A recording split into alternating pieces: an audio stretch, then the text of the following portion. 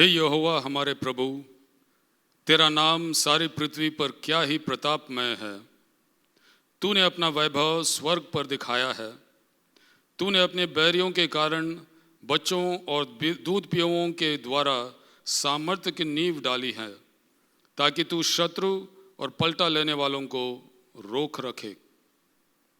आइए प्रार्थना के साथ सभा का शुरुआत करें। प्यारे पिता परमेश्वर, इस सुंदर समय के लिए, इस प्रभु के दिन के लिए, इस शाम के आराधना सभा के लिए हम आपको धन्यवाद देते हैं। प्रभु, हम आपके हैं। जिस प्रकार से आपने अपने वचन में कहा है कि हे इज़राइल, तू मत डर, मैंने तुझे छुड़ा लिया है, मैंने नाम लेकर तुझे बुलाया है, तू मेरा है। तो प्रभु, हम वाकई धन्य लोग हैं कि आपने हमें अपना लिया और हम आपके नाम से बुलाए जाते हैं।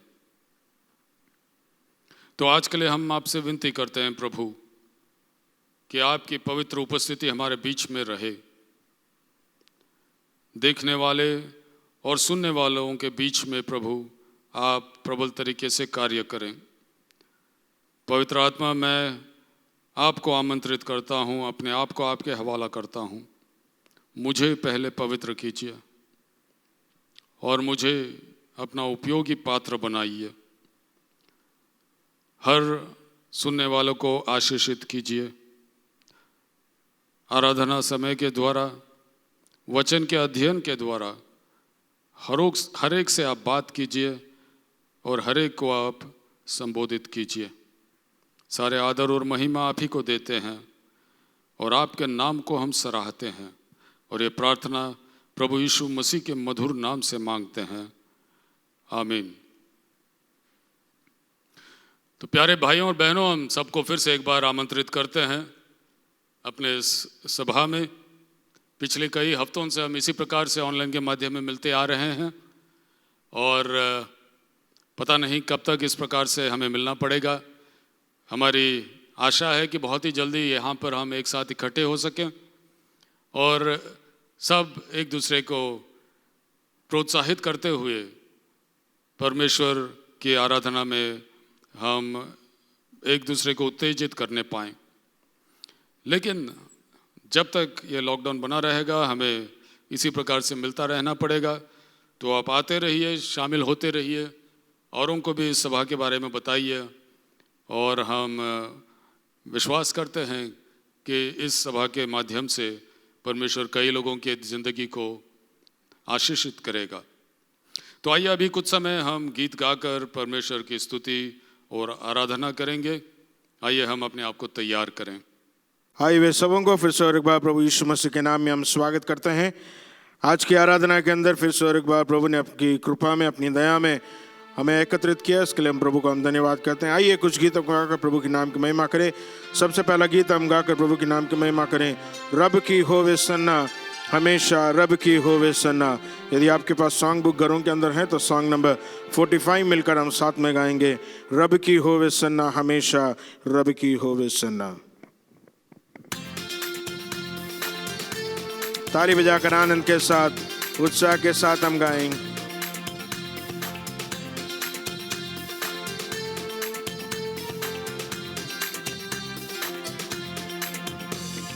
रब की होवे सन्ना, हमेशा रब की होवे सन्ना।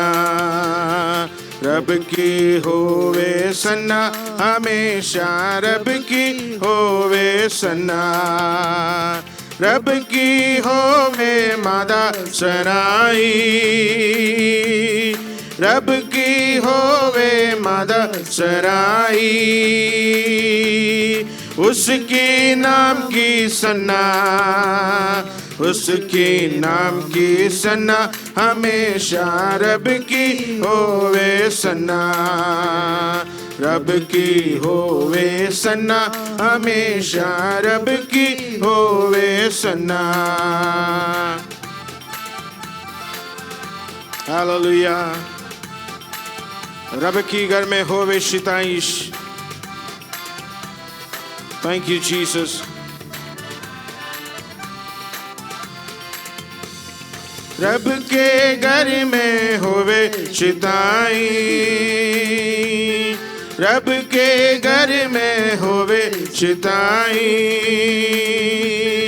उसकी हमदो सना, उसकी हमदो सना हमेशा रब की होवे सना, रब की होवे सना हमेशा रब की होवे सना।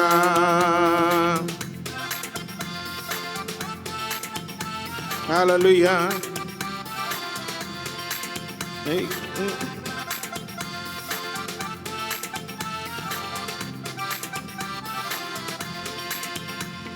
कामों में वह कैसा है कादिर,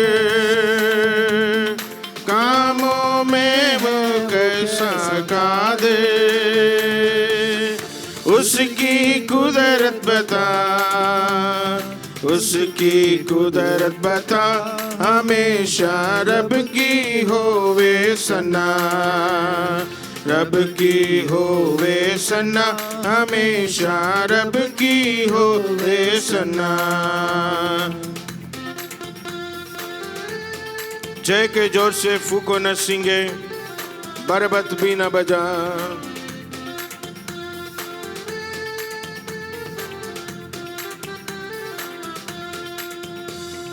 जय के जोर से फूको न सिंगे,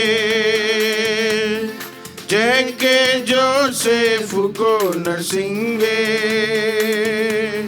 बरबत भी न बजा, बरबत भी न बजा हमेशा रब की होवे सना, रब की होवे सना हमेशा रब की होवे सना।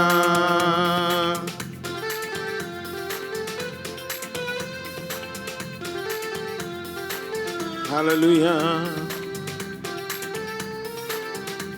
डफ और तबला बजाकर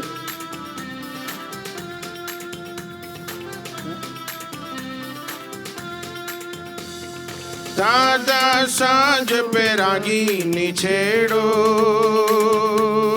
दादा सांझ पे रागीनी छेड़ो, डफ और तबला बजा, डफ और तबला बजा हमेशा रब की होवे सना, रब की होवे सना हमेशा रब की होवे सना। बांसुरी पर सुना सुरे सुरेली, जन जन जांज बजा। आमेन।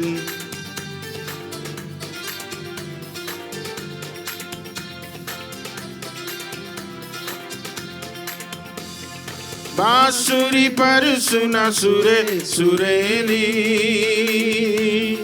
बांसुरी पर सुना सुरे सुरेली, जन जन जांज बजा, जन जन जांज बजा हमेशा रब की होवे सना, रब की होवे सना हमेशा रब की होवे सना।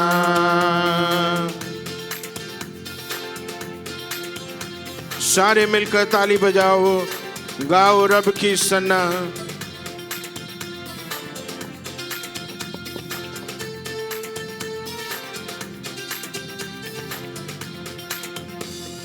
सारे मिलकर ताली बजाओ, सारे मिलकर ताली बजाओ, गाओ रब की सना, गाओ रब की सना हमेशा रब की होवे सना, रब की होवे सना हमेशा रब की होवे सना, रब की होवे सना, हमेशा रब की होवे सना। आइए और एक गीत गाकर हम प्रभु के नाम की महिमा करें। हे हमारे बाप तू जो आसमान में है, तेरा नाम पाक माना जाए। उस गीत को गाकर हम प्रभु के नाम की महिमा करें, प्रभु के नाम को हम ऊंचा उठाएं। सॉन्ग नंबर 46 उसका नीचे का गाना। हे हमारे बाप तू जो आसमान में है, तेरा नाम पाक माना जाए, तेरी बादशाहत आए।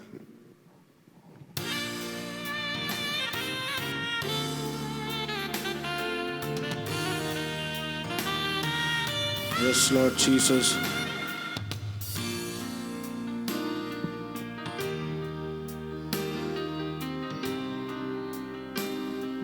Amen. Glory to God.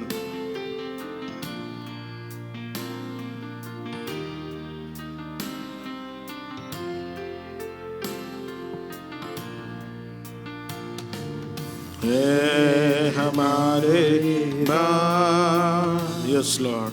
तू जो आसमान में है, तेरा नाम पाक माना जा,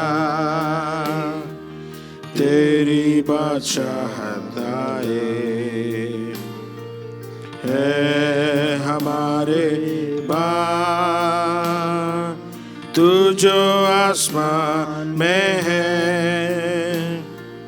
तेरा नाम पाक माना जा,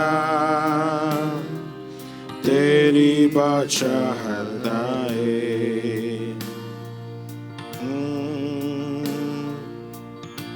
थैंक यू लॉर्ड जीसस।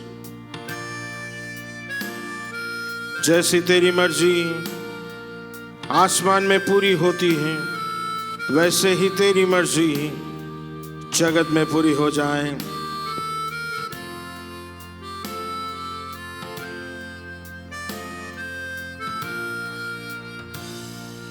जैसी तेरी मर्जी आसमान में पूरी होती, यस लॉर्ड। जैसी तेरी मर्जी आसमान में पूरी होती, वैसे ही तेरी मर्जी जगत में पूरी हो जाए। वैसे ही तेरी मर्जी जगत में पूरी हो जाए। ऐ हमारे बाप तू जो आसमान में है, तेरा नाम पाक माना जाए, तेरी बादशाहत आए। है हमारे बाप रोज की रोटी हमारे आज हमको तू दे दे। जीवन की रोटी तू ही है, तू ही हमारा बल है परमेश्वर।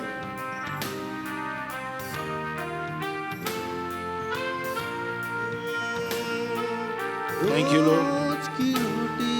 हमारी आज हमको दे दे, रोज की रोटी हमारी आज हमको दे दे।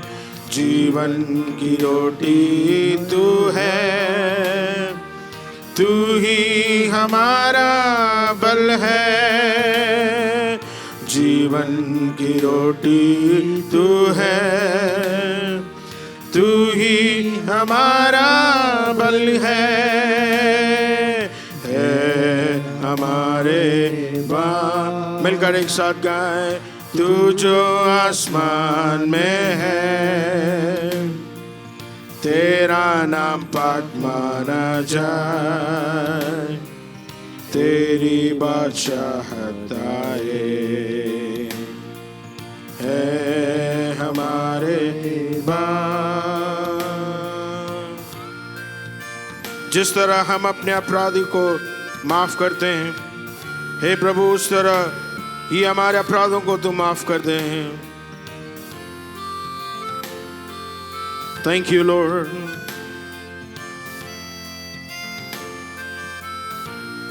आमीन। जिस तरह हम अपने अपराधी को माफ करते, जिस तरह हम अपने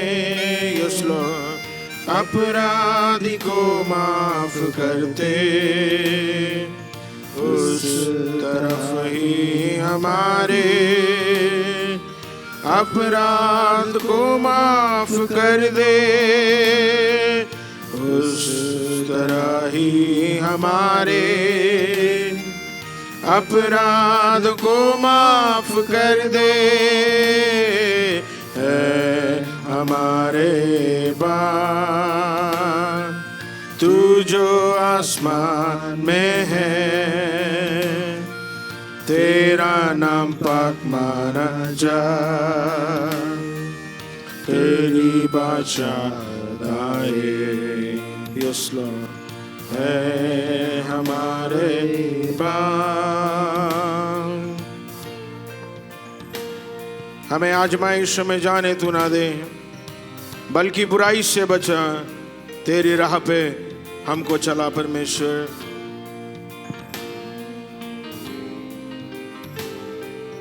आमीन लॉर्ड।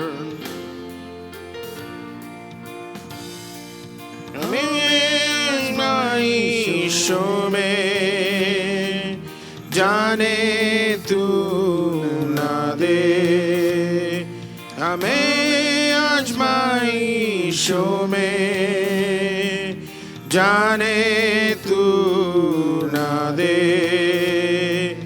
बल्कि बुराई से बचा, तेरी राह में चला, बल्कि बुराई से बचा, तेरी राह में चला।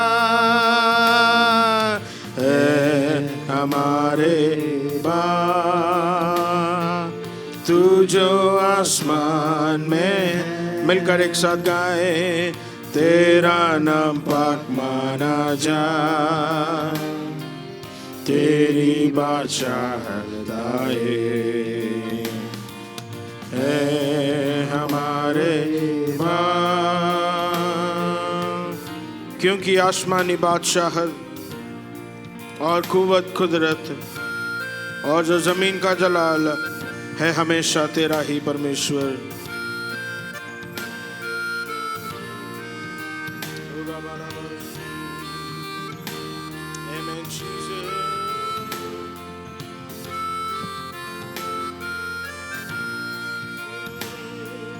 क्योंकि आसमानी बादशाह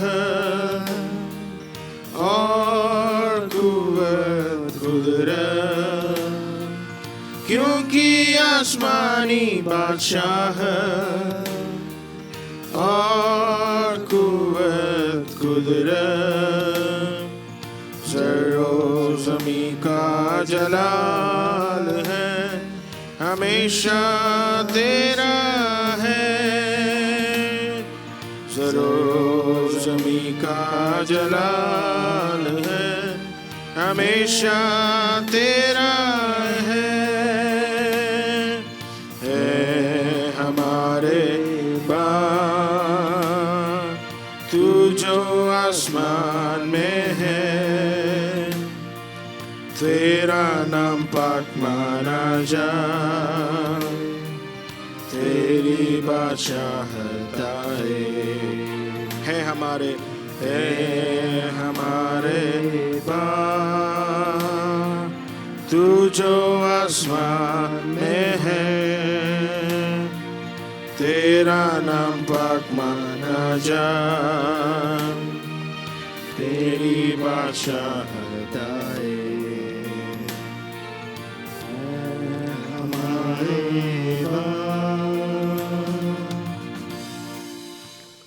आइए हम अपने आप को प्रभु के आगे समापन कर हम प्रभु से कहें, परमेश्वर तू हमारा पिता है, तू हमारा खुदा है।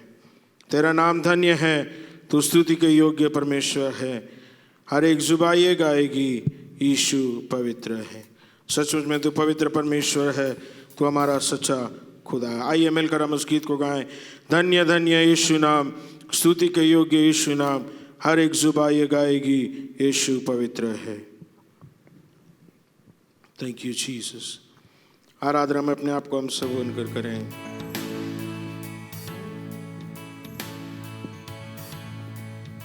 Thank you Lord, thank you Jesus.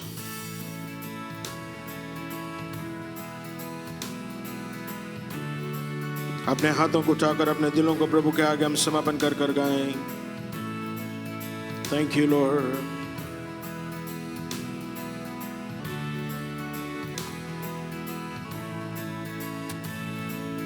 धन्य धन्य यीशु नाम, स्तुति के योग्य यीशु नाम, हर एक जुबान ये गाएगी यीशु पवित्र है।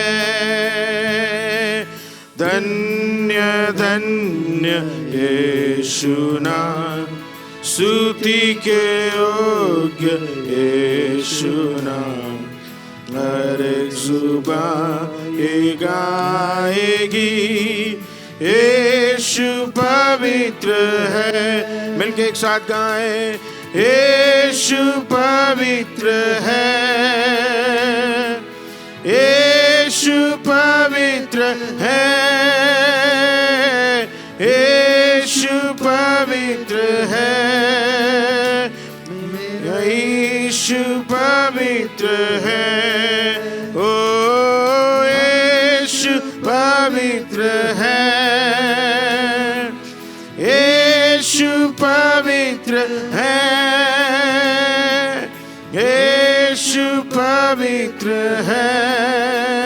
मेरा यीशु पवित्र है। ओ हालेलुया में, हालेलुया में, हालेलुया में, हालेलुया में। Thank you Lord. मेरे पापों को उसने धो दिया, परमेश्वर का निर्दोष मेमना। Thank you Lord. मिलकर आराधना के साथ हम गाएं।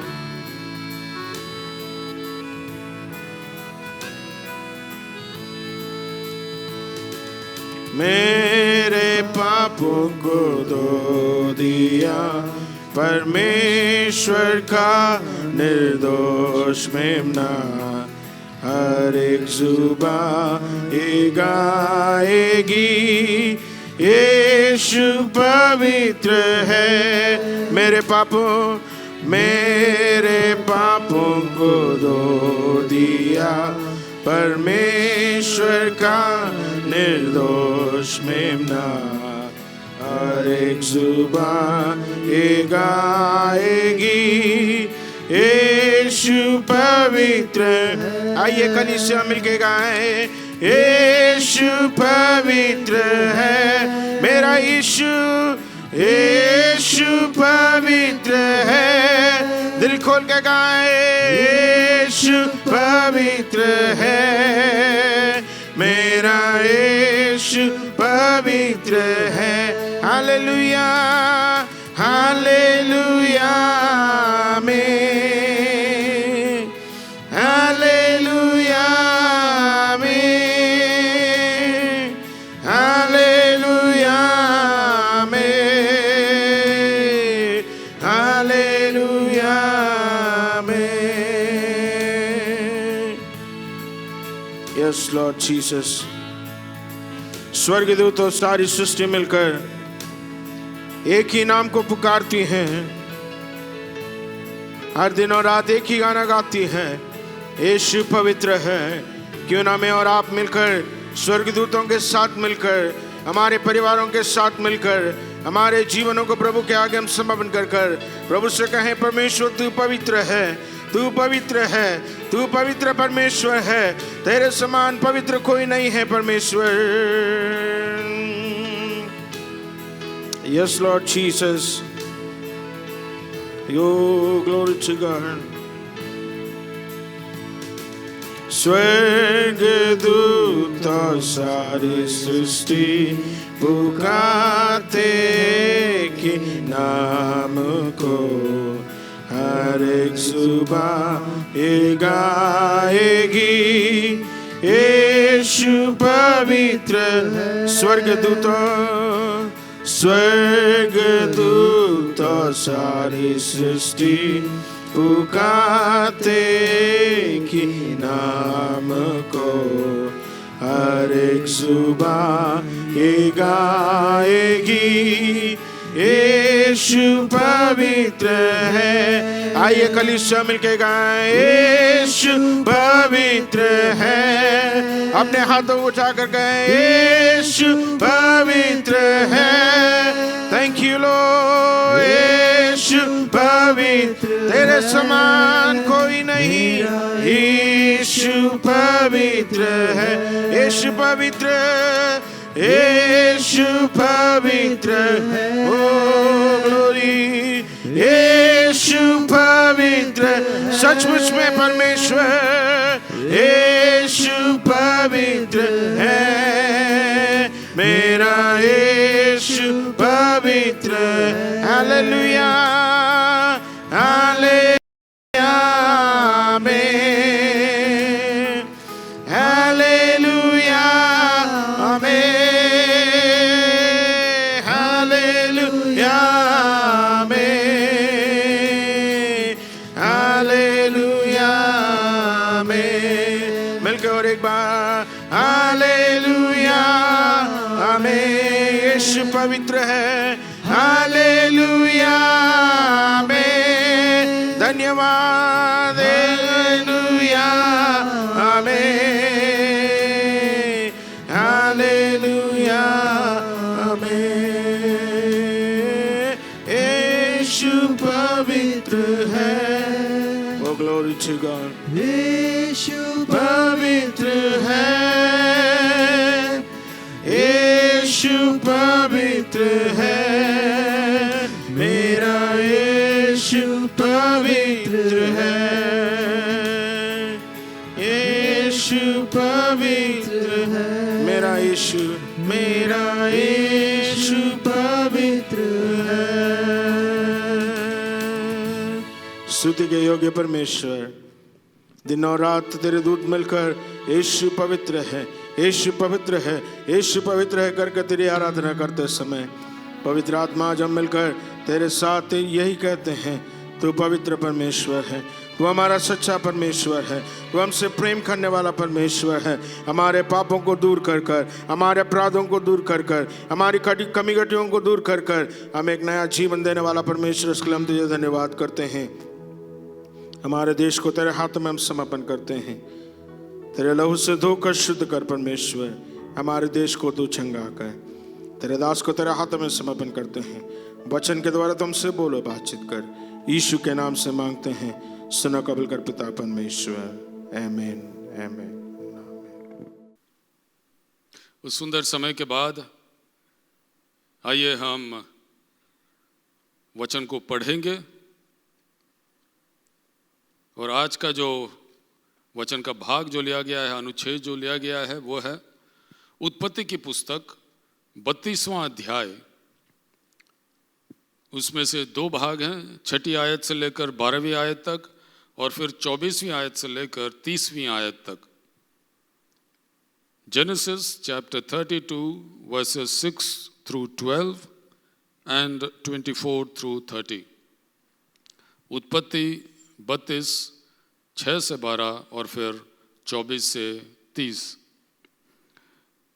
वे दूत याकूब के पास लौट के कहने लगे, हम तेरे भाई एसाव के पास गए थे और वह भी तुझसे भेंट करने को 400 पुरुष संग लिए हुए चला आता है।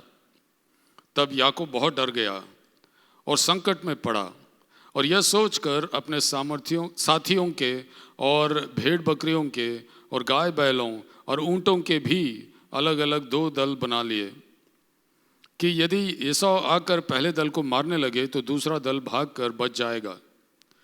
फिर याकूब ने कहा, हे यहोवा, हे मेरे दादा अब्राहम के परमेश्वर, हे मेरे पिता इसहाक के परमेश्वर, तूने तो मुझसे कहा था कि अपने देश और जन्मभूमि में लौट जा और मैं तेरी भलाई करूँगा। तूने जो जो काम अपनी करुणा और सच्चाई से अपने दास के साथ किए हैं, कि मैं जो अपनी छड़ी ही लेकर इस यरदन नदी के पार उतर आया, और अब मेरे 2 दल हो गए हैं। तेरे ऐसे ऐसे कामों में से मैं एक के भी योग्य तो नहीं हूँ। मेरी विनती सुनकर मुझे मेरे भाई एसाव के हाथ से बचा। मैं तो उससे डरता हूँ, कहीं ऐसा न हो कि वह आकर मुझे और माँ समेत लड़कों को भी मार डाले। तूने तो कहा है कि मैं निश्चय तेरी भलाई करूँगा और तेरे वंश को समुद्र की बालू के किनकों के समान बहुत करूँगा, जो बहुतायत के मारे गिने नहीं जा सकते।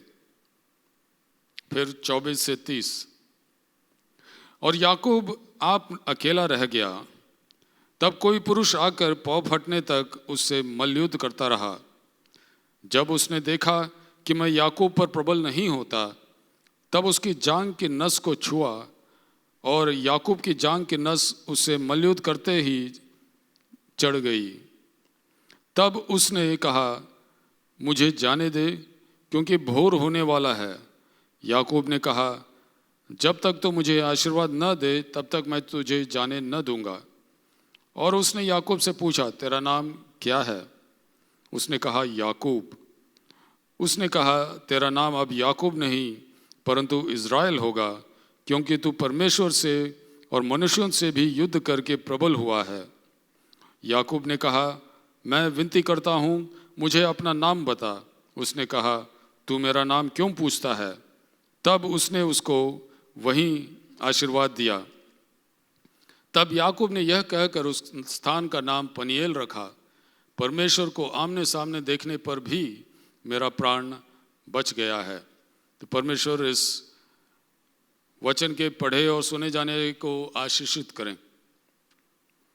आइए हम कुछ समय प्रार्थना में बिताएंगे और फिर वचन के अध्ययन के समय में प्रवेश करेंगे।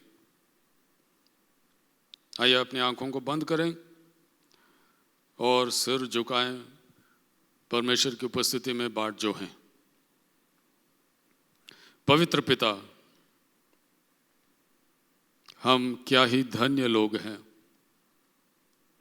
कि आपने हमें चुना, आपने हमें बचाया, आपने हमारा उद्धार किया, आपने हमें पवित्र किया, और आज हम आपके नाम से जाने जाते हैं। प्रभु, आपने न केवल हमें अपनाया बल्कि आप हमें संभालते आ रहे हैं, और हम जानते हैं कि युग के अंत तक हमारा संभालने वाला तो आप ही हैं। हमारी विनती है प्रभु आज कि आप हमें तैयार करें। प्रभु, इंसान क्या है, हम क्या हैं, जिस घड़ी आप हमारे नथनों से अपने सांस को हटा देंगे उसी दिन हमारा खात्मा हो जाएगा और हमारी आत्मा आपके पास आ पहुंचेगी। लेकिन जितना समय आपने हमें दिया है, और वह बहुत ही कम समय है, हम जानते हैं प्रभु कि आप बहुत ही जल्दी वापस भी आने वाले हैं। तो हमारी विनती है प्रभु कि इस थोड़े से बचे हुए समय को आप विशेष तरीके से आशीषित करें। हम में से हर एक को तैयार करें, मुझे आप तैयार करें कि प्रभु हर प्रकार की दुनियादारी हमसे दूर हो जाए, हर प्रकार से दुनिया की सोच विचार हमसे दूर हो जाए। आप हम में अपने वचन को रखिए, अपने विचारों को, अपनी आत्मा को रखिए, और अनुग्रह दीजिए प्रभु कि हम आपके लिए जिएं, आपके लिए कार्य करें, आपके नाम को ऊंचा उठाएं, आपको महिमान्वित करें। हम चाहते हैं प्रभु कि हमारे द्वारा आपका नाम ऊंचा उठाया जाए। हम चाहते हैं कि आप बढ़े और हम घटें। विनती करते हैं प्रभु कि इस समय को विशेष रूप से हमारे लिए आशीषित करें। वचन सुनने के लिए हमें तैयार कीजिए। एकाग्रता के साथ हम सुने और आप जो हमें सिखाने वाले हैं, जो बताने वाले हैं, उसे हम न केवल सुने बल्कि ग्रहण करें और प्रभु वचन का अमल भी करें। हम प्रार्थना करते हैं फिर से एक बार अपने देश के लिए और इस शहर में जो माहौल है उसके लिए। प्रभु अब तक आपने हमें बचा के रखा है। हमारी विनती है प्रभु कि आने वाले दिनों में भी आप खुद हमें बचा के रखें। जिस प्रकार से आपने पवित्र शास्त्र के 51 में आपने कहा है कि तेरे बगल में 1000 गिरेंगे, तेरे दाहिने ओर 10,000, बल्कि वह तुम्हारे निकट नहीं आएगा। प्रभु उसी प्रकार से आप हमें बचा के रखिए, आगे बढ़ाइए। इस कोरोना की बीमारी को प्रभु हमसे दूर कीजिए। फिर से एक बार सब कुछ वैसा ही हो जाए जैसा पहले था। हम फिर से एक बार आपके भवन में एक साथ मिलने पाएं, एक साथ इकट्ठा होकर आपकी आराधना करने पाएं। और इतना ही नहीं प्रभु, लेकिन जितना समय खो गया है उसको हम दुगने तरीके से प्रभु उस समय को हम फिर से अपना लें। यानी कि जब आप फिर से सब कुछ ज्यों का त्यों करेंगे, उस समय हम आपके लिए और अधिक मेहनत करें, और अधिक प्रार्थना करें, और दूर जाएं, और लोगों तक पहुंचें, ताकि इन अंतिम दिनों में जो काम होने वाला है, जो सेवकाई होने वाली है और जो फसल हम काटने वाले हैं, जिंदगी भर जो हमने काटा उससे कहीं बढ़कर हो और इन सब कार्यों के द्वारा आपका नाम महिमान्वित हो। हमारे देशवासी इस बात को जान लें कि आप ही एकमात्र सच्चा जीवित खुदावंद हैं, और इस बात को जानकर मानकर हर घुटना टिके और हर जुबान अंगीकार करें कि यीशु ही प्रभु है। हमारी विनती प्रभु यही है, हमारे देश का उद्धार कीजिए। इस देश में से अपने बड़े नाम के लिए कई लोगों को आप चुन लीजिए, और प्रभु आप खुद हमारे जिंदगी में कार्य कीजिए, हमारे द्वारा आपकी महिमा हो। आज के दिन के लिए विशेष तरीके से प्रार्थना करते हैं प्रभु, आप मुझे तैयार कीजिए, हमें तैयार कीजिए। पवित्र आत्मा हमसे बात करें और हम वचन को सुनकर आज्ञा मानने वाले बने, हम वचन को अमल करने वाले बने, आपको प्रसन्न करने वाले लोग बने। तो सभा के बचे हुए भाग को फिर से एक बार आपके हाथों में सौंपते हैं और ये प्रार्थना प्रभु यीशु मसीह के मधुर नाम से मांगते हैं, आमीन। हे हमारे पिता, तू जो स्वर्ग में है, तेरा नाम पवित्र माना जाए, तेरा राज्य आए, तेरी इच्छा जैसे स्वर्ग में पूरी होती है वैसे पृथ्वी पर भी हो। हमारे दिन भर की रोटी आज हमें दे, और जिस प्रकार हमने अपने अपराधियों को क्षमा किया है वैसे ही तू भी हमारे अपराधों को क्षमा कर, और हमें परीक्षा में न ला परंतु बुराई से बचा, क्योंकि राज्य, पराक्रम और महिमा सदा तेरे ही हैं, आमीन। तो भाइयों और बहनों, आइए फिर से एक बार हम अपने आप को तैयार करें और वचन के अध्ययन के समय में हम प्रवेश करें। आपको याद होगा पिछले बार हम जब मिले थे इस प्रकार से 2 हफ्ते पहले, तब हमने याकूब के जिंदगी से एक पाठ पढ़ा। याकूब तो सोचता था कि मैं बहुत ही चतुर हूँ। उसने कहा कि मैं अपने दिमाग का इस्तेमाल करके कुछ भी कर सकता हूँ। हमने ये भी देखा कि एक तरह से अगर देखा जाए तो गुमराह पुत्र से भी बढ़कर याकूब एक गिरा हुआ व्यक्ति था, क्योंकि गुमराह पुत्र ने सिर्फ वही लिया जो उसका अपना होने वाला था। बस उसका समस्या यही था कि समय के पहले उसने छीनना चाहा। लेकिन याकूब ने वो लिया जो उसका नहीं था, बल्कि उसके भाई का था। इतना ही नहीं, गुमराह पुत्र ने अपने पिता के सामने आकर पूछा और लेकर गया। याकूब ने पिता से झूठ बोलकर वह चुरा लिया जो उसका नहीं था। तो इस प्रकार से हम देख रहे थे कि याकूब, जिस नाम का मतलब भी धोखेबाज है, वो किस प्रकार का व्यक्ति था। परमेश्वर ने उसके ज़िंदगी में कैसे कैसे कार्य किया। और फिर हमने ये भी देखा कि वहाँ से भागकर जब वो अपने भाई के डर से भाग रहा था, तो जब लूज नाम का नगर में पहुँचा तो वहाँ पर परमेश्वर ने किस प्रकार से अपने आप को उस पर प्रकट किया। और उसने एक सीढ़ी को देखा जो आसमान से लेकर पृथ्वी तक था, और जिसमें परमेश्वर के दूत चढ़ रहे थे, उतर रहे थे। और उसके द्वारा वहाँ पर उसने परमेश्वर को भी देखा, और फिर उसके द्वारा परमेश्वर ने उससे बात किया और उसको प्रतिज्ञाएं दी। फिर हमने देखा कि याकूब और परमेश्वर के बीच में कितना अंतर था। वहाँ भी याकूब हालांकि डर के मारे भाग रहा था, फिर भी उसने सोचा कि मैं परमेश्वर के साथ सौदा करूँगा।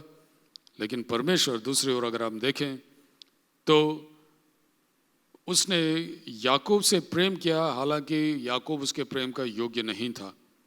इसी को हम अगापे प्यार कहते हैं।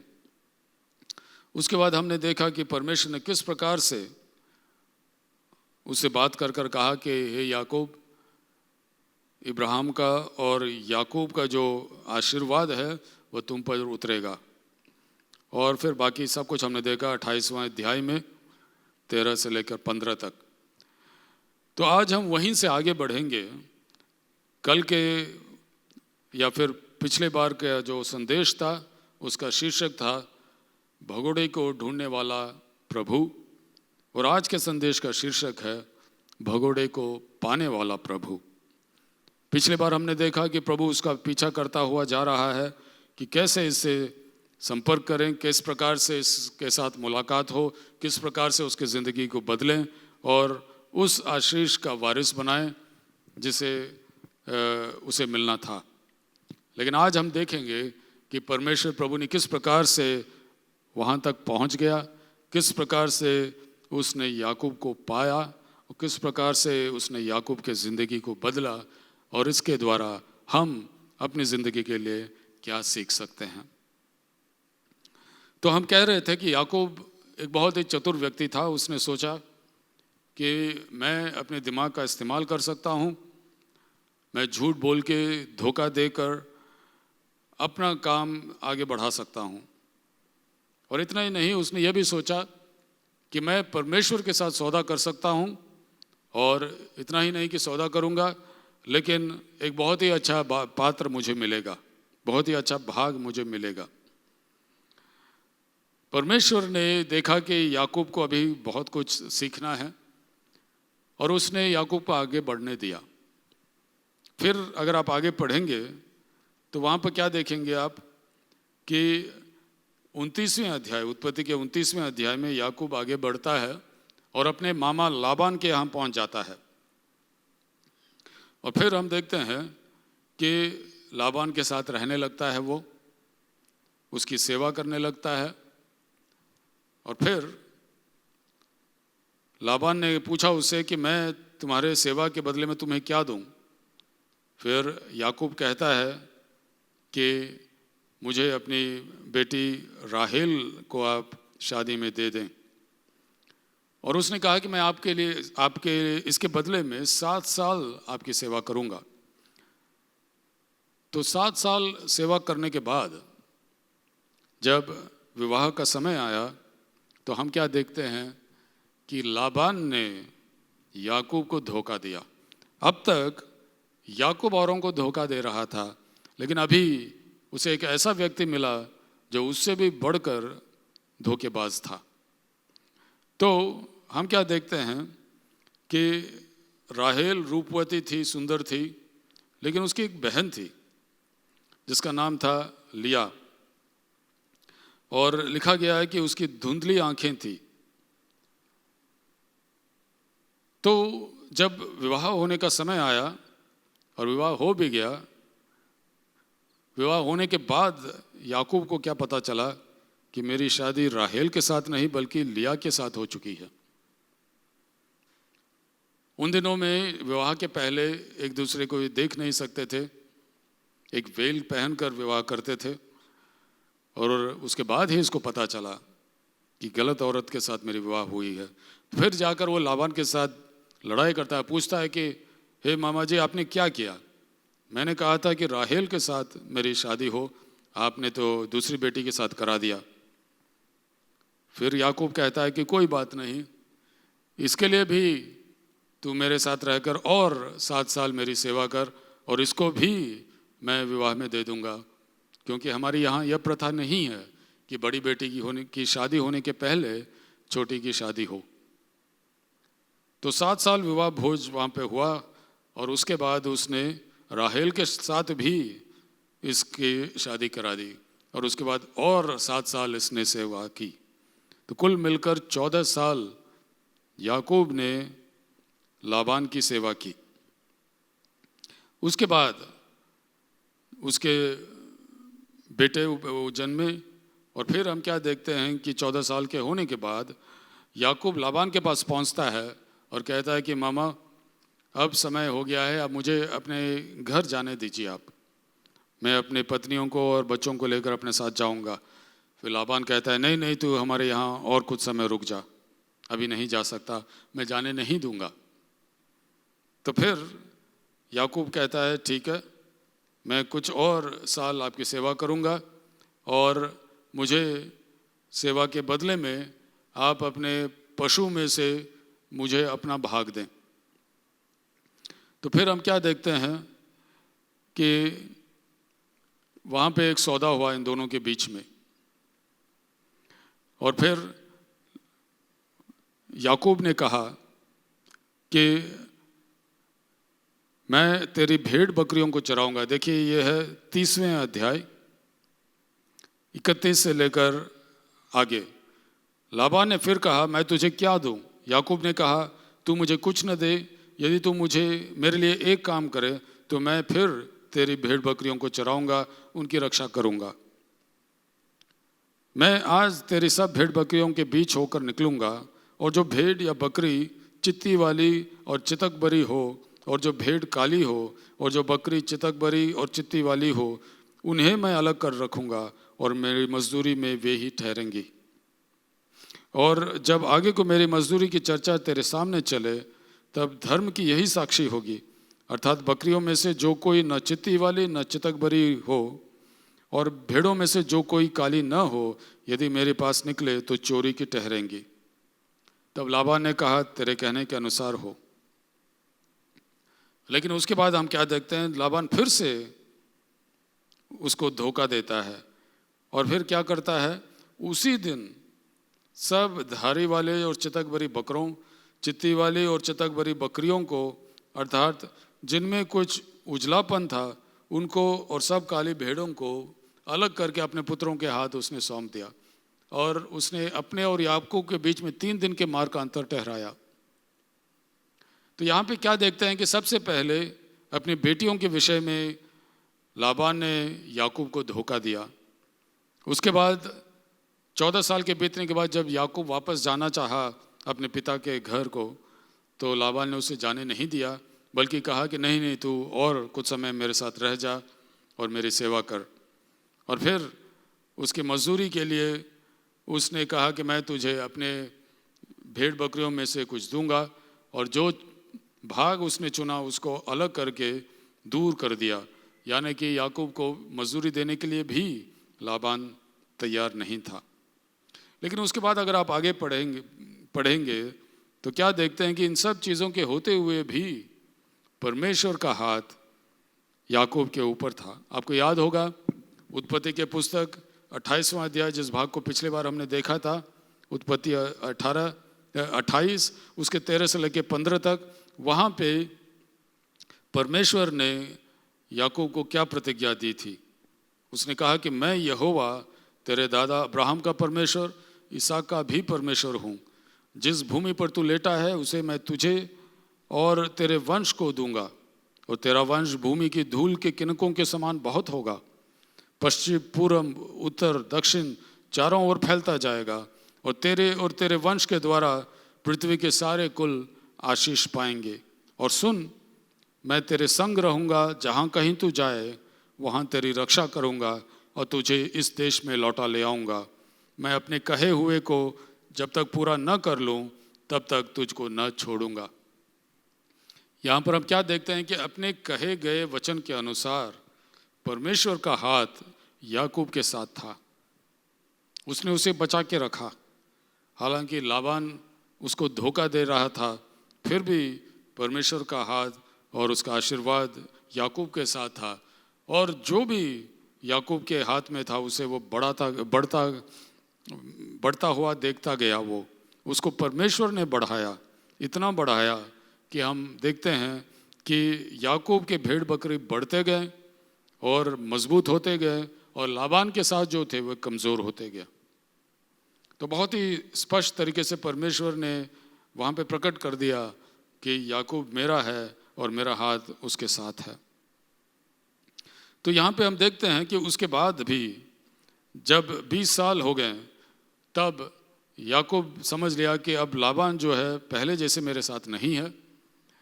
वह और उसके जो बेटे हैं वह हमारे खिलाफ हो गए हैं और पता नहीं अगर मैं यहीं पे बना रहूँगा तो अंत में क्या होगा। इसलिए उसने अपने पत्नियों को बुलाया और कहा कि चलो हम यहाँ से निकल कर जाते हैं और मेरे पिता के यहाँ जाते हैं। इस दौरान में परमेश्वर ने प्रकट होकर याकूब से कहा कि हे याकूब, तू यहाँ से निकल और अपने पिता के घर जा और मैं तेरे संग रहूँगा, मैं तुझे सुरक्षित ले जाऊँगा।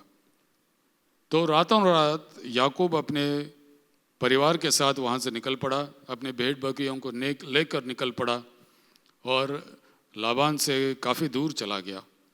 और वह उस समय वहाँ से निकल कर गया जब लाबान अपने भेड़ों का ऊन कतरने के लिए दूर गया था।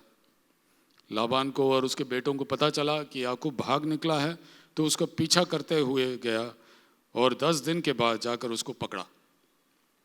वहाँ उसको पकड़ने के बाद लाबान उसको डांटता है और कहता है कि मुझसे इस प्रकार से क्यों भाग कर निकला, और मेरे हाथ में तेरी हानि करने का सामर्थ है, लेकिन कल रात को तुम्हारे परमेश्वर ने मुझ पर अपने आप को प्रकट किया और कहा कि लाबान, तू सावधान रहना, याकूब के खिलाफ अपना हाथ न उठाना। तो इसलिए मैं चुप रहा हूँ। और फिर लाबान ने कहा, तू मेरे गृह देवताओं के मूर्तियों को उठाकर क्यों भागा। उन दिनों में क्या होता था कि जिसके पास गृह देवता रहते थे वही उस परिवार का अगला अगुआ बनता था। सारा मीरास उसका हो जाता था, संपत्ति उसकी हो जाती थी और परिवार का अगुआ वही बनता था। याकूब ने तो कुछ नहीं किया था, लेकिन राहेल उसकी पत्नी जो थी उसने गृह देवताओं को चुरा कर अपने साथ छुपा लिया। लाबान ढूंढ के देखता है, उसको गृह देवता की मूर्ति नहीं मिलती है और फिर जो है याकूब वहाँ पे उसको डांटता है कि तूने मेरे विरुद्ध इस प्रकार का काम क्यों किया। मैंने 20 साल तेरी सेवा की, तूने 10 बार मेरी मजदूरी को बदल दिया और अब भी जब मैं निकल के जा रहा हूँ इस प्रकार से मेरा पीछा करता हुआ आ रहा है, जिस प्रकार से जैसे कि मैंने तेरे विरुद्ध कुछ गलत काम किया हो, जैसे कि मैंने चोरी किया हो, मेरे विरुद्ध तूने इल्ज़ाम लगाया, लेकिन मेरे पास कुछ नहीं पाया। तो फिर लाबान कहता है, चलो कोई बात नहीं, हम आपस में एक जो है एक कवर्नेंट यानी कि हम एक संधि बांधते हैं और फिर संधि के बांधने के बाद दोनों अलग होते हैं। हम क्या देखते हैं यहाँ तक कि परमेश्वर ने उस 20 साल के दौरान लाबान का इस्तेमाल किया कि उसके द्वारा और उसके बेटों के द्वारा याकूब को हिला दें। क्योंकि अब तक याकूब तो यही सोचता आ रहा था कि मैं बहुत ही चतुर हूँ, मैं अपने दिमाग का इस्तेमाल कर सकता हूँ, मेरे जैसे कोई नहीं, मैं जो भी चाहूँ वो कर सकता हूँ, झूठ बोल के धोखा दे के मैं कुछ भी ले सकता हूँ, कुछ भी छीन सकता हूँ। लेकिन अब परमेश्वर ने उसको लाबान के साथ 20 साल रहने दिया और फिर लाबान तो उससे और बढ़कर और बड़ा धोखेबाज निकला। और ज़िंदगी में पहली बार याकूब ने देखा कि जब कोई हमें धोखा देता है, हमसे झूठ बोलता है, गलत प्रकार का जो बर्ताव करता है, तो उसका प्रतिक्रिया क्या होगा। तो उस व्यक्ति को जो धोखा खाया है उसकी भावनाओं का क्या होगा। पहली बार जब किसी और ने उसे धोखा दिया तो याकूब को समझ में आया। ये सब होकर जो है वहाँ से आगे बढ़ता है याकूब, और फिर हम क्या देखते हैं, अपने घर जाने के लिए तैयारी करता है। फिर हम क्या देखते हैं यहाँ पे 32वें अध्याय, उत्पत्ति के 32वें अध्याय में याकूब बहुत डर गया। 7वां वचन, संकट में पड़ा। क्यों? क्योंकि उसको खबर मिला कि तुम्हारा भाई ईसौ तुम्हारे साथ मिलने के लिए 400 पुरुषों को लेकर आ रहा है, हथियार बांधे पुरुषों को। इतने लोग को कोई स्वागत करने के लिए लेकर नहीं आता। तो ये समझ लिया याकूब ने कि ईसौ 20 साल से जो कड़वाहट को अपने दिल के अंदर रखा था उसको अब मुझ पर निकालने के लिए आ रहा है। उसने समझ लिया कि ईसौ की योजना यही है कि मुझे अपने पत्नी और बच्चों सहित उड़ा देना और ख़त्म करने के लिए वो आ रहा है। तो याकूब बहुत डर गया और संकट में पड़ा। और फिर उसने क्या किया, थोड़ा बहुत अपने दिमाग का भी इस्तेमाल किया, उसको बाद में हम देखेंगे। लेकिन 9वें वचन को देखिए, उत्पत्ति 32 का 9। याकूब पहली बार जिंदगी में प्रार्थना करने लगता है उस प्रकार से जैसे प्रार्थना करना चाहिए। अब तक उसका प्रार्थना जो है सौदा था, हे प्रभु यदि तू मेरे लिए ऐसा ऐसा करे तो मैं तेरे लिए ऐसा ऐसा करूँगा। लेकिन अब याकूब क्या कहता है, देखिए, हे यहोवा, हे मेरे दादा अब्राहम के परमेश्वर, मेरे पिता इसहाक का परमेश्वर, तूने मुझसे कहा था कि अपने देश और जन्मभूमि में लौट जा और मैं तेरी भलाई करूँगा। तूने जो जो काम अपनी करुणा और सच्चाई से अपने दास के लिए किए, कि मैं जो अपनी छड़ी ही लेकर इस यरदन नदी के पार उतर आया, अब मेरे 2 दल हो गए हैं। तेरे ऐसे ऐसे कामों में से एक के भी मैं योग्य नहीं हूँ। मेरी विनती सुनकर मुझे मेरे भाई ईसौ के हाथ से बचा। मैं तो उससे डरता हूँ, कहीं ऐसा ना हो कि वह आकर मुझे और माँ समेत लड़कों को भी मार डाले।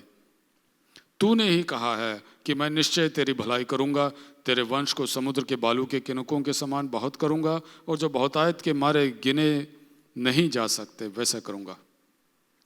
तो याकूब प्रार्थना करने लगता है, प्रतिज्ञाओं का दावा करता है, अपने अयोग्यता को कबूल करता है, अपने ज़रूरत का ऐलान करता है, सबसे पहले अपने कमज़ोरी को प्रकट करता है, और फिर परमेश्वर से विनती करता है कि हे प्रभु, इस परिस्थिति में, इस माहौल में मुझे आपकी ज़रूरत है, आप आइए और मेरी सहायता कीजिए, मुझे अपने भाई ईसौ के हाथ से बचाइए, अपने प्रतिज्ञाओं को याद कीजिए, क्या मैं आपका नहीं हूँ।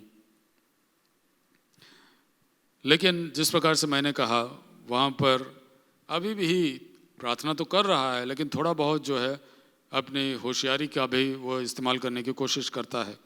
13वां वचन से लेकर 23वें वचन तक अगर आप देखेंगे तो देखिए वो किस प्रकार से अपने दल को 4 भागों में बांट दिया।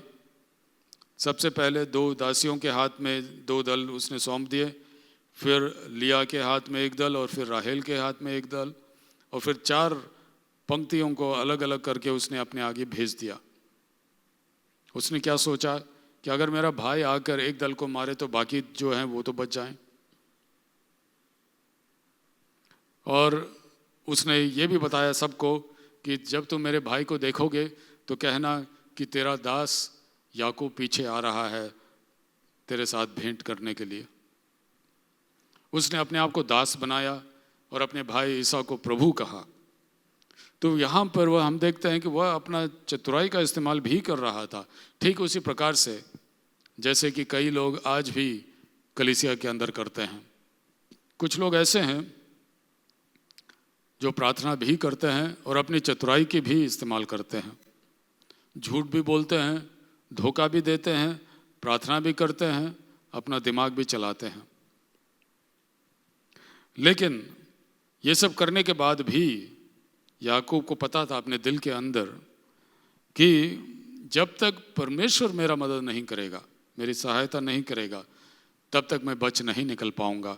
जितना भी चतुराई का इस्तेमाल क्यों ना करें, जितना भी अपना दिमाग ना क्यों ना चलाएं, फिर भी जब तक परमेश्वर का हाथ मेरे ऊपर बना नहीं रहेगा, तब तक मैं बच नहीं पाऊंगा। तो सबको भेजने के बाद हम क्या देखते हैं? 24वें वचन, उत्पत्ति 32 का 24, याकूब आप अकेला रह गया, तब कोई पुरुष आकर पाँव फटने तक उससे मल्लयुद्ध करता रहा। यहाँ पर एक ऐसा अनुभव के बारे में हम देखते हैं, पढ़ते हैं, जो बहुत एक विचित्र अनुभव था, पनियल का अनुभव था। यहाँ पे याकूब परमेश्वर के साथ उसकी मुलाकात होती है। हम क्या देखते हैं? यहाँ पे मल्लयुद्ध हो रहा है याकूब के बीच में और एक पुरुष के बीच में। ये पुरुष मैं मानता हूँ और बाइबल के विद्वान कहते हैं कि और कोई नहीं लेकिन प्रभु यीशु मसीह ही था। अपने देह में आने के दिनों के पहले की बात है ये। तो प्रभु यीशु मसीह वहाँ पे प्रकट होता है और वहाँ पे एक मल्लयुद्ध होता है। क्या याकूब में ये ताकत था, ये सामर्थ था कि प्रभु के साथ वो मल्लयुद्ध कर पाए और रात भर पाँव फटने तक? बिल्कुल नहीं। मैं मानता हूँ कि यहाँ पे प्रभु ने ही उसको बलवंत किया और वह सामर्थ उसने दिया कि उसके साथ याकूब मल्लयुद्ध करे।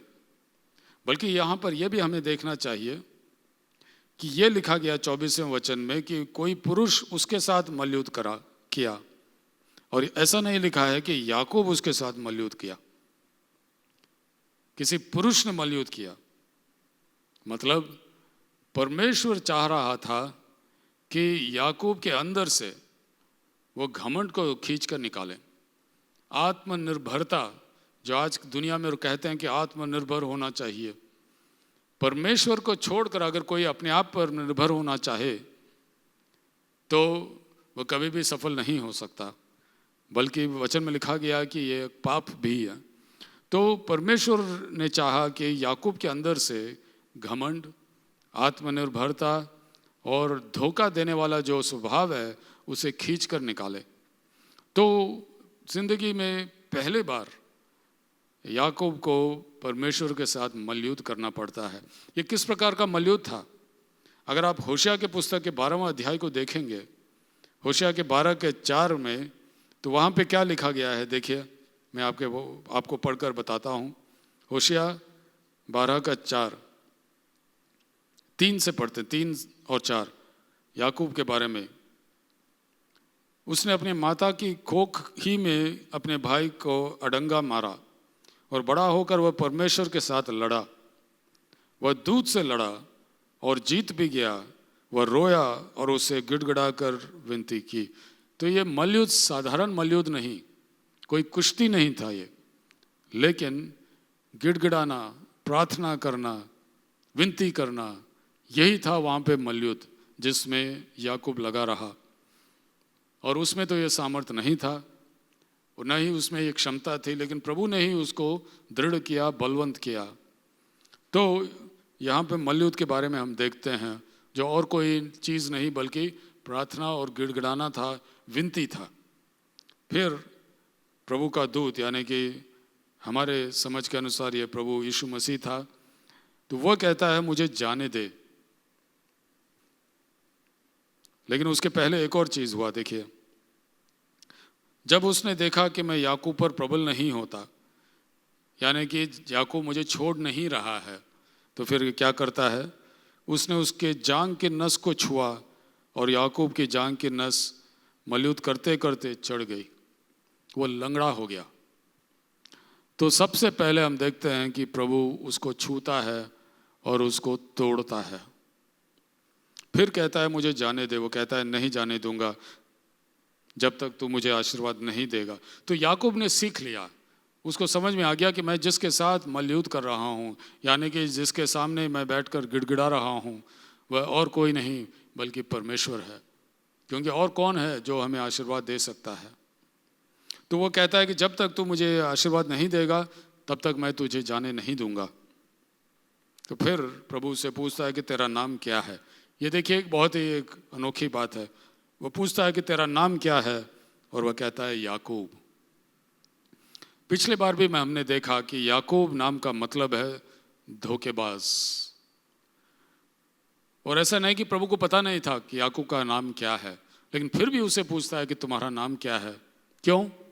क्योंकि वह चाहता था कि याकूब कबूल करे कि मैं एक धोखेबाज हूं। और यह बहुत ही ज़रूरी बात है। जब भी किसी व्यक्ति का उद्धार होता है, जब भी जो नए सिरे से जन्म लेने की बात होती है, वहाँ पर आकर हमें अपने गलतियों को, गुनाहों को, पापों को कबूल करना पड़ता है, मन फिराना पड़ता है। आप देख सकते हैं, अगर आप नए नियम में आप पढ़ेंगे गॉस्पेलों को, तो वहाँ पे क्या लिखा गया है? इंजील को पढ़ेंगे तो वहाँ पे लिखा गया है, यूहन्ना बपतिस्मा दाता ने कहा मन फिराओ क्योंकि परमेश्वर का राज्य निकट है। जब प्रभु यीशु मसीह आया अपने सेवकाई के दिनों में, तो उसने भी यही कह के प्रचार किया कि मन फिराओ क्योंकि परमेश्वर का राज्य निकट है। मन फिराव के बिना किसी का उद्धार नहीं हो सकता। और यह जानना ज़रूरी है, क्योंकि आज हम ऐसे दिनों में जी रहे हैं जबकि लोगों को बताया जाता है कि क्या तुम प्रभु को अपनाना चाहते हो तो अपना हाथ उठाओ, और जितने लोग हाथ उठाते हैं सामने आओ, तुम्हारे साथ प्रार्थना करेंगे, और प्रार्थना करोगे तो तुम्हारा उद्धार हो गया। उद्धार जो है, और प्रार्थना करने के पहले मन फिराव का ज़रूरत है। मन फिराव के बिना किसी का उद्धार नहीं हो सकता। तो यहाँ पर भी प्रभु याकूब के सामने उसका पुराना स्वभाव को लाता है, पूछता है कि तुम्हारा नाम क्या है, और याकूब को कबूल करना पड़ता है कि मेरा नाम याकूब है, यानी कि मैं धोखेबाज हूँ। और फिर प्रभु क्या कहता है देखो, वो कहता है कि आगे से तेरा नाम याकूब नहीं परंतु इज़राइल होगा, क्योंकि तू परमेश्वर से और मनुष्यों से भी युद्ध करके प्रबल हुआ है। परमेश्वर से कहाँ इसने युद्ध किया? वहीं पर प्रार्थना और गिड़गिड़ाहट में और विनती में उसने मल्लयुद्ध किया। तो यहाँ पे प्रभु कहता है कि तूने परमेश्वर से युद्ध करके प्रबल हुआ है, यानी कि तुम्हारे प्रार्थना का उत्तर तुम्हें मिल गया है। तो याकूब वहाँ पे प्रार्थना में गिड़गिड़ाहट में मल्लयुद्ध करता है, परमेश्वर उसके साथ रात भर लगा रहता है, उसके स्वभाव, पुराने स्वभाव को सामने लाता है कि तू धोखेबाज है, तुझ में घमंड है, तू आत्मनिर्भर है, और तू झूठ बोलने वाला है। हर बात को जब याकूब ने कबूल किया तो फिर परमेश्वर उसके स्वभाव को बदलता है, अंदर से उसको परिवर्तित करता है, उसको एक नया नाम देता है इज़राइल। पुराने नियम में अगर आप विशेष रूप से इब्रानी भाषा के नामों को देखेंगे तो हर नाम का एक मतलब है जो एक कहानी हमें बताती है। और यहाँ पे हम देखते हैं याकूब नाम का मतलब है धोखेबाज, इज़राइल नाम का मतलब है राजकुमार, जिसने परमेश्वर के साथ युद्ध किया और जो प्रबल हुआ। तो परमेश्वर उसके स्वभाव को बदलता है, उसको एक नया नाम देता है, और यही है उद्धार। जब हम परमेश्वर के पास आते हैं, हो सकता है कि हमारा जन्म किसी मसीह परिवार में हुआ हो सकता है कि माता पिता मसीही हों, हो सकता है कि कलीसिया में हम 40 साल से 50 साल से हम मेंबर हों, सब कुछ हो सकता है। लेकिन अगर इस प्रकार से परमेश्वर के साथ हमारा मुलाकात नहीं हुआ हो, अगर हमने अपने पुराने स्वभाव को कबूल नहीं किया हो, मन फिराव हमारा नहीं हुआ हो, हमने अपने पापों को कबूल नहीं किया हो, और परमेश्वर के साथ गिड़ाहट के साथ, विनती के साथ प्रार्थना नहीं किया हो कि हे प्रभु मुझे क्षमा कीजिए, मेरे पापों को धोइए, मेरे दिल के अंदर आइए, मुझे बचाइए, मुझे अपना लीजिए और आगे से आप मेरे साथ रहिए। जब तक इस प्रकार का गिड़गिड़ाहट नहीं होता, पापों को कबूल नहीं करते, विनती में उसके साथ लगे नहीं रहते, तब तक उद्धार नहीं हो सकता। मन फिराव के बिना उद्धार हो ही नहीं सकता। तो हम याकूब के ज़िंदगी में देखते हैं कि किस प्रकार से परमेश्वर की मुलाकात उसके साथ हुई और फिर उसका ज़िंदगी ही बदल गया। और आगे से लेकर तब उस घड़ी से लेकर उसके ज़िंदगी के अंत तक हम क्या देखते हैं, याकूब परमेश्वर का दास बना रहा, पहले जैसा नहीं था। अगर आप उसके ज़िंदगी के बारे में और आगे बढ़कर पढ़ेंगे तो क्या देखते हैं, बहुत सारे ढेर सारे परिवर्तन। सबसे पहले उसका नाम बदल गया, याकूब जो है इज़राइल बन गया, उसका स्वभाव बदल गया।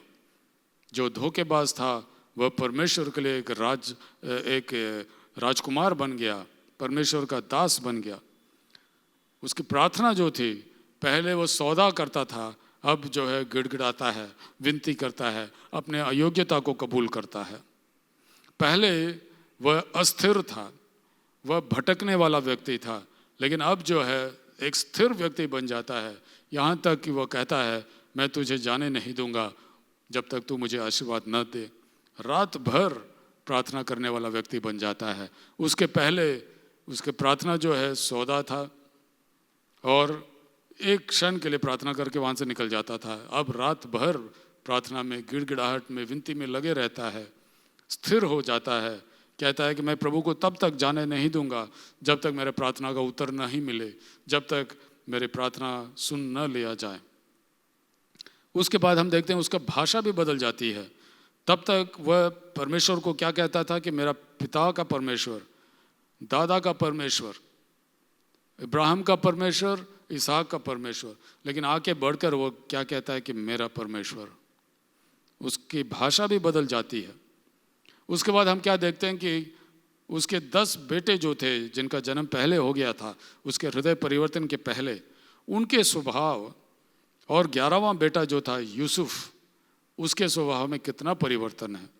जब याकूब वहाँ से निकलता है लाबान के घर से, तो यूसुफ छोटा बच्चा था।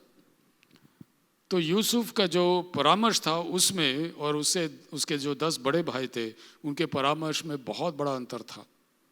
तो यूसुफ के बारे में आप तो जानते ही हैं, उत्पत्ति की पुस्तक अगर आप पढ़ेंगे तो पता चलेगा कि वह एक परमेश्वर का जन निकला और उसमें और उसके भाइयों में बहुत बहुत फर्क था।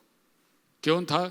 क्योंकि उसके पिता ने उनका परामर्श में इतना अंतर को देखा, क्योंकि उसके बड़े भाई बड़े हो गए थे, जवान हो गए थे, लेकिन यूसुफ तब भी छोटा बच्चा था और उसका परामर्श ठीक तरीके से हुआ जैसा कि होना चाहिए।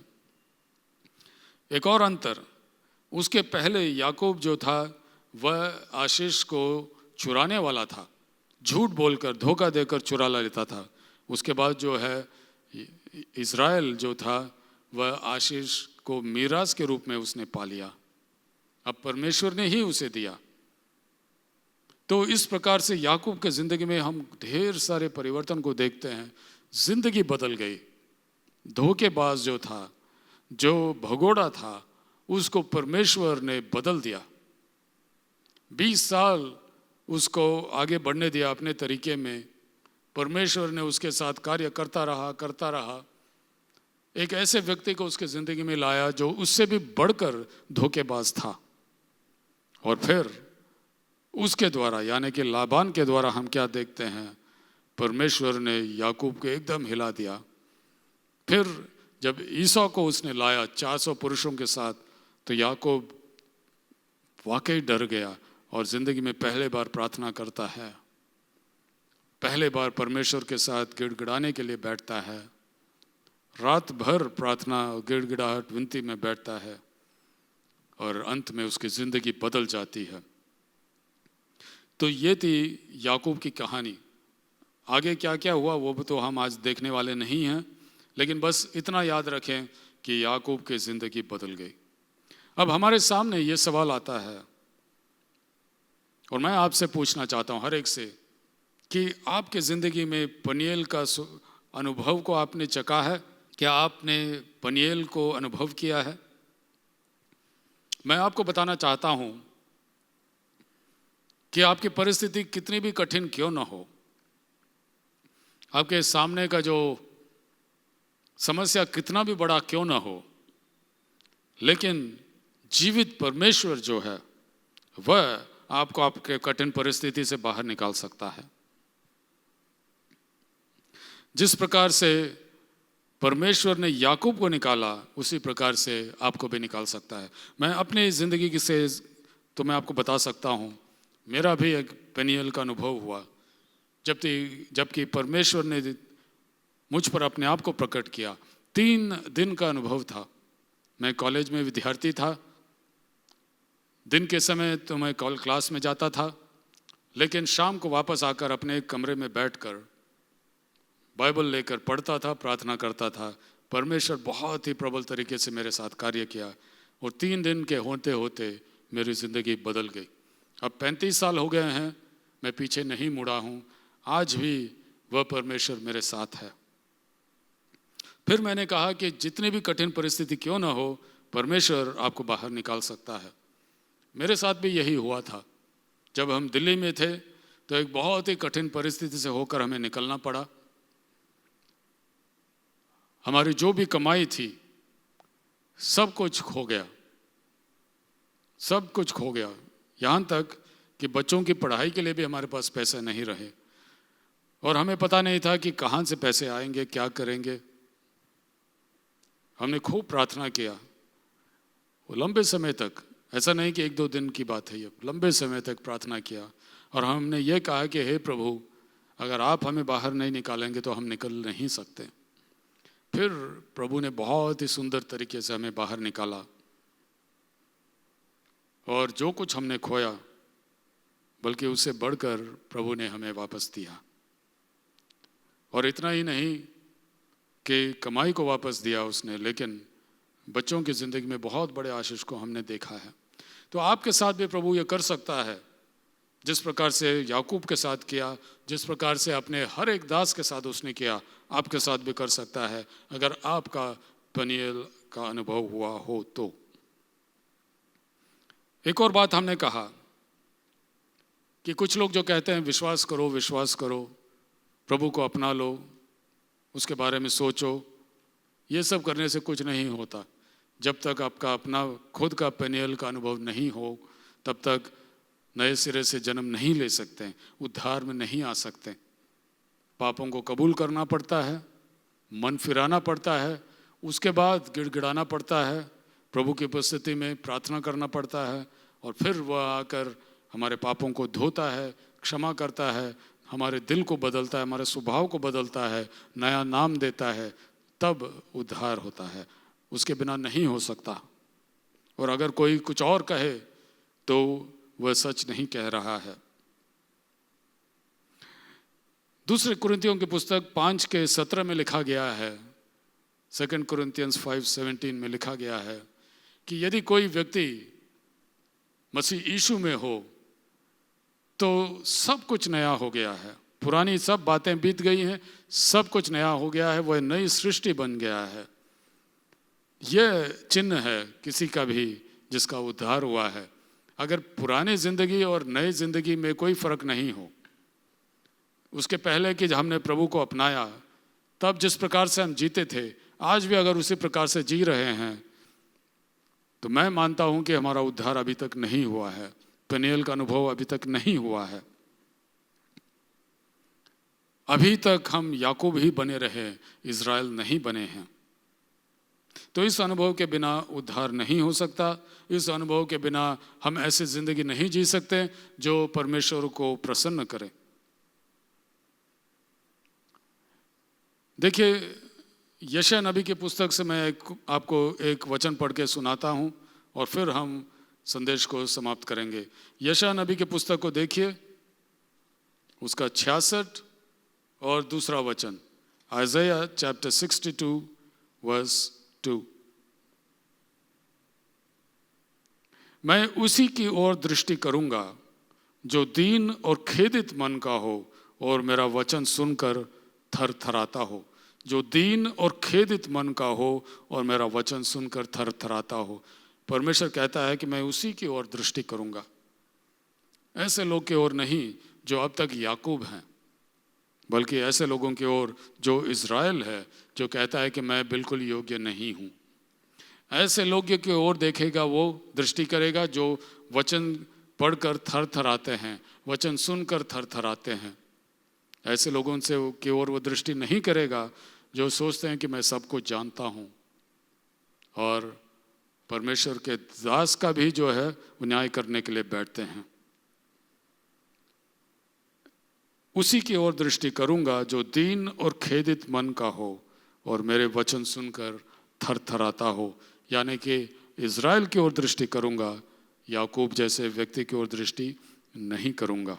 तो हमारा परमेश्वर एक ऐसा परमेश्वर है जो भगोड़े के को खोजता है, उसका पीछा करता रहता है, उसको पाता है, उसका उद्धार करता है, उसको बदलता है और औरों के लिए आशीष का कारण बनाता है। ठीक उसी प्रकार जिस प्रकार से उसने इब्राहिम से बात किया उत्पत्ति के 15:1 में और कहा कि हे अब्राहम, मैं तेरी ढाल और तेरा बहुत महान प्रतिफल हूँ। वह खुद हमारा प्रतिफल बनता है और फिर हमें औरों के लिए आशीष का कारण बनाता है। क्या आप इस परमेश्वर को जानते हैं? उसके बारे में जानना एक बात है, उसको अपने व्यक्तिगत अनुभव में जानना दूसरी बात है। याकूब के जैसे कहना कि मेरा दादा का परमेश्वर और पिता का परमेश्वर, वह एक बात है। और इज़राइल के जैसे कहना कि मेरी मुलाकात उसके साथ हुई है, मैं आमने सामने उसके साथ रह चुका हूँ, उसने मुझे बदल दिया है, वह मेरा परमेश्वर है, वह दूसरी बात है। जिंदगी भर भागते रहना एक बात है और फिर स्थिर होकर उसके लिए आशीष का कारण बनना दूसरी बात है। पनिएल के पहले एक बात है, पनिएल के बाद दूसरी बात है। तो आज आपके सामने मैं यह सवाल खड़ा करना चाहता हूँ और मैं मानता हूँ कि परमेश्वर की ओर से हमारे लिए आज यही संदेश है, यही सवाल है कि क्या आपका पनिएल का अनुभव हुआ है? क्या आपने परमेश्वर को आमने सामने देखा है, अनुभव किया है? क्या आपकी ज़िंदगी बदल चुकी है? क्या आप कह सकते हैं कि मैं पहले याकूब था, अब इज़राइल बन गया हूँ? क्या आज आपने दुनियादारी को छोड़ दिया है, झूठ और धोखे की बात को छोड़ दिया है? क्या आज आप परमेश्वर के दास बन गए हैं? क्या आज आप औरों के लिए आशीष का कारण बन गए हैं? यह है सवाल हमारे सामने। अगर नहीं तो मैं आपसे आग्रह करूंगा कि आप परमेश्वर की उपस्थिति में बैठिए। जिस प्रकार से याकूब ने बैठा, जिस प्रकार रात भर उसने बिताया, अपने पापों को कबूल करें, अपने अयोग्यता को कबूल करें, मन फिराएं, उसे गिड़गिड़ाएं, प्रार्थना करें, कहें हे प्रभु मैं पापी हूँ, मेरे पापों को क्षमा कीजिए, धोइए, मेरे दिल में आइए, मेरा उद्धार कीजिए।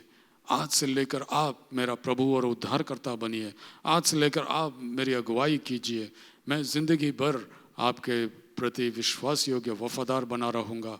आप मुझे अपना लीजिए। आइए प्रार्थना करें। प्यारे पिता परमेश्वर, आपके पवित्र वचन के लिए धन्यवाद देते हैं। इसे आशीषित कीजिए। हम में से हर एक को प्रभु आप अनुग्रह दीजिए कि हर एक याकूब के जैसे पनिएल में जाकर आपके साथ हमारा अनुभव हो। हर एक व्यक्ति याकूब से लेकर इज़राइल के रूप में बदल दिया जाए। हर एक के ज़िंदगी में प्रभु आप प्रबल तरीके से कार्य करें। हर एक के स्वभाव को बदलें, हर एक के पाप को धोएं, हर एक को क्षमा करें, हर एक का उद्धार करें, हर एक की ज़िंदगी को बदलें और हर एक को अनुग्रह का पात्र बनाएं और लोगों के लिए आशीष का कारण बनाएं। प्रभु वचन को आशीषित कीजिए और अपने बड़े नाम को ऊंचा उठाइए। प्रार्थना प्रभु यीशु मसीह के मधुर नाम से मांगते हैं, आमीन। आइए अंतिम आशीर्वाद के लिए अपने आप को तैयार करें। और अब पिता परमेश्वर का प्रेम, प्रभु यीशु मसीह का अनुग्रह, पवित्र आत्मा की संगति और सहभागिता आज से लेकर युग के अंत तक हमारे साथ बना रहे, आमीन। तो भाइयों और बहनों, फिर से एक बार आपको धन्यवाद देना चाहते हैं कि आप हमारे साथ आज सभा में शामिल थे। हम आपके लिए प्रार्थना करते रहेंगे और हम आपसे आग्रह करते हैं कि हर हफ्ते आप हमारे साथ मिलते रहिए। हर रविवार के शाम 4 बजे को हमारी सभा होती है। आप आइए और अपने साथियों को लेकर आइए, पड़ोसियों को लेकर आइए, औरों को इस सभा के बारे में बताइए। और जब तक ये लॉकडाउन चलता रहेगा, ऑनलाइन में सभा होगी, आप आते रहिए। प्रभु आपके साथ बात करेगा, आपको आशीषित करेगा। प्रभु आपको अपने शालोम के साथ विदा करें। धन्यवाद।